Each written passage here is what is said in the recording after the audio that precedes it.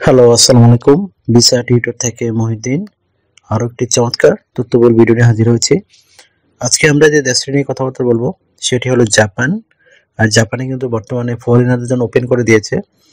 আপনি যদি ইন্টারেস্ট হন যে জাপানের রেস্টুরেন্টে জব করবেন, তাহলে পুরো ভিডিও জুড়ে সাথে থাকবেন, তাহলে নিজে নিজে আবেদন করে যেতে পারবেন।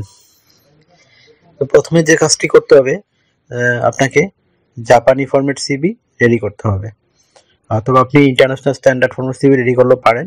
তবে জাপানি ফরম্যাটে করলে আপনার জন্য সুবিধা হবে, যেহেতু জাপান জাপান তারা নিজেদের মতো করে আবেদন করলে বেশি পছন্দ করে। আর জাপানি ফরম্যাট কিন্তু খুবই ডিফারেন্ট একটা ফরম্যাট, তো এটা আপনি গুগল সার্চ করলে পেয়ে যাবেন কিভাবে জাপানি ফরম্যাট সিভি রেডি করে।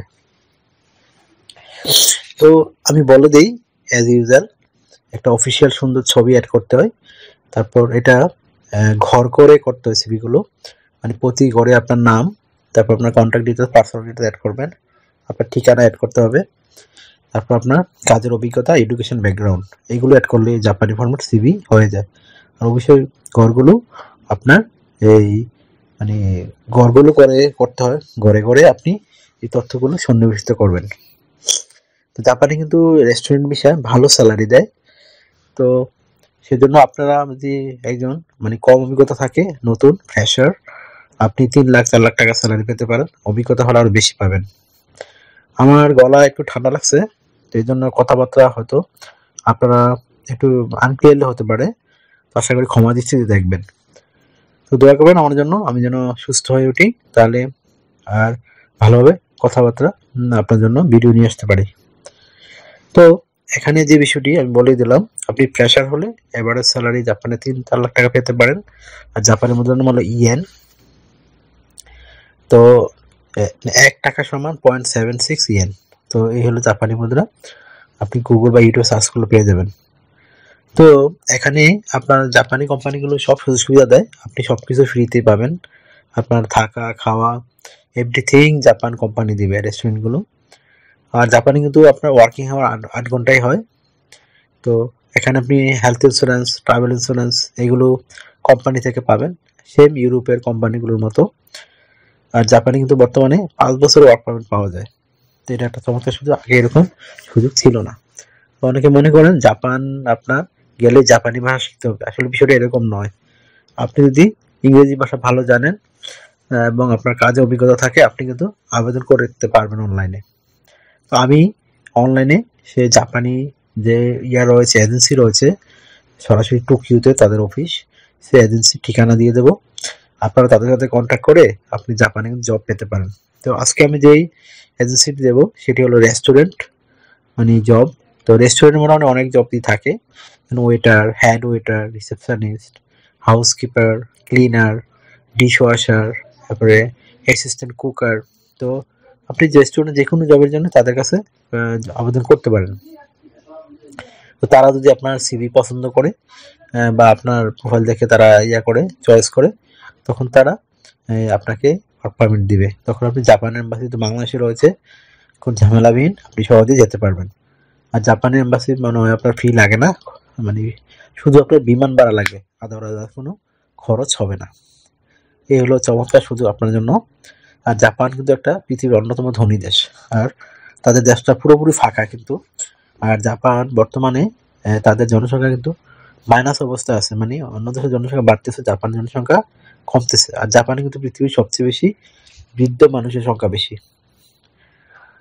আর জাপানে মানে ইয়াং কর্মক্ষম মানুষের সংখ্যা কমে যাচ্ছে। তো আশা করি বুঝতে পেরেছেন। তো এই সুযোগটি আপনি নিতে পারেন, যেহেতু জাপানি সরকার দিয়েছে। আর জাপানের লাইফস্টাইল কিন্তু খুবই সুন্দর এবং নিরাপদ একটা দেশ। তো আপনি যদি ইন্টারেস্ট হন, তাহলে একটা জাপানি ফরম্যাট সিভি বা একটা ইন্টারন্যাশনাল স্ট্যান্ডার্ড সিভি রেডি করে আবেদন করতে পারেন। আর এখানে আমি তো বলেই দিলাম, আপনার কোম্পানি থেকে আপনি সবই সুযোগ সুবিধা পাবেন, আপনার শুধু লাগবে বিমান ভাড়া। আর এম্বাসি ফিও জাপানে লাগে না আদারওয়াইজ। আর জাপানি ভাষা যদি আপনি একটু প্র্যাকটিস করে নেন, আপনার জন্য নিজেরই অগ্রাধিকার হবে। তো জাপানি ভাষা ছাড়াই আপনি কিন্তু আবেদন করতে পারবেন, তবে অবশ্যই আপনার কাজের অভিজ্ঞতা খুবই গুরুত্বপূর্ণ। যারা ফ্রেশার তারা যদি জাপানি ভাষা জানেন, তারাও আবেদন করতে পারবেন, যে আমি জাপানি ভাষা জানি, আমি রেস্টুরেন্টে এই কাজটি করতে পারবো, তা আপনি আবেদন করতে পারবেন। আর যারা অভিজ্ঞতা আছে এবং আপনি জাপানি ভাষা জানেন না, ইংরেজি জানেন, আপনি কিন্তু আবেদন করতে পারবেন। আর অবশ্যই আপনার এই জবগুলোর মধ্যে হিউজ চাহিদা রয়েছে জাপানে, বিশেষ করে chef, cooker, assistant cooker, dish washer, waiter. আর জাপানে কিন্তু প্রচুর পর্যটক ঘুরতে যায়, উন্নত দেশের পর্যটক, এর জন্য নানান সুযোগ সুবিধা দিয়ে থাকে। তো যদি আমার ভিডিওটি ভালো লেগে থাকে অবশ্যই ভিডিওকে লাইক দিবেন, আরও কিছু জানতে কমেন্টস করতে পারেন, আর আমার চ্যানেলটিকে সাবস্ক্রাইব করে রাখবেন। আপনারই কাজে লাগবে, কারণ আমি রেগুলার আপডেটেড যে জবগুলো পাবলিশ হয় সেগুলো নিয়ে ভিডিও রেডি করে থাকি, যেন আপনারা দালাল বা এজেন্সি ছাড়া নিজে নিজে আবেদন করে ইউরোপ তথা এশিয়ার বিভিন্ন দেশে যেতে পারেন। তো আশা করি বুঝতে পেরেছেন। আর আপনারা মনোযোগ দিয়ে পুরো ভিডিও দেখতে চেষ্টা করবেন, নিজে নিজে করতে পারেন। তো আপনি সিভি এবং কভারলেটার কীভাবে পাঠাবেন এটি কিন্তু আমি লাস্টে দেখাই দিই। তো অনেকে মনে করেন যে এটা একটা দেশের অ্যাপ্লাই, আসলে সব দেশের প্রক্রিয়া কিন্তু একই। আপনি শুধু ইমেলটি চেঞ্জ করবেন, ইমেলটি কালেকশন করে তার সিভিটি কভারলেটার কীভাবে পাঠায় এটি শিখে ফেলুন, তো আপনি পৃথিবীর সব দেশেই আবেদন করতে পারবেন। আর লিঙ্কটি কোথায় পাবেন, লিঙ্কটি কিন্তু আমি ভিডিও ডেসক্রিপশন বক্সে দিয়ে রাখবো, লিঙ্ক সরাসরি আপনারা এখানে ঢুকে নিয়ম শৃঙ্খলা পড়বেন ওয়েবসাইটে কোম্পানির, তারপর তাদের কন্ট্রাক্ট অ্যাড্রেসে গিয়ে তার মেল কালেকশন করে তাদের ফোন নাম্বার দেওয়া থাকে, অথবা অনলাইন ফর্মও থাকে, আপনি অনলাইন ফর্ম ফিল আপ করতে পারেন। আর অবশ্যই কিন্তু আপনার সিভি কভারলেটার আগে রেডি করে নেবেন, আদার্স কিন্তু আবেদন করতে পারবেন না। আশা করি বুঝতে পেরেছেন। তো যারা জাপানে হোটেল ভিসা যেতে চান তাহলে আপনি তাড়াতাড়ি করে সিভি রেডি করে আবেদন করে ফেলুন।